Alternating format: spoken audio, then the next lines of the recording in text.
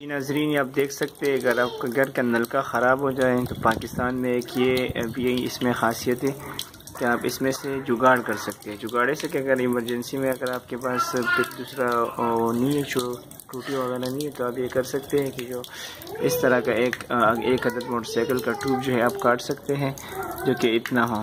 फिर उसके बाद आप यूँ कर सकते हैं कि ये जो साइड है ये इस साइड पे करके इसको यूँ कर दीजिएगा तो इसको ऐसे बना, तो ये आपका हो गया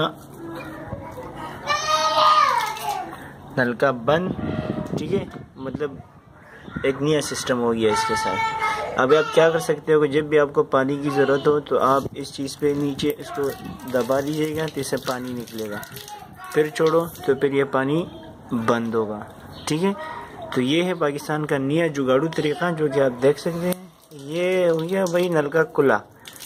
ठीक है, इसको ये छोड़ दिया तो फिर मतलब बांधने वगैरह की ज़रूरत नहीं होगी। तब तक के लिए इंशाल्लाह नया ट्यूटोरियल के साथ आएंगे। अल्लाह हाफिज़। कहते हैं ना ज़रूरत ईजाद की माँ है, तो ये वही ज़रूरत वाली ईजाद की माँ है जो कि हमने ट्यूब से बनाई है।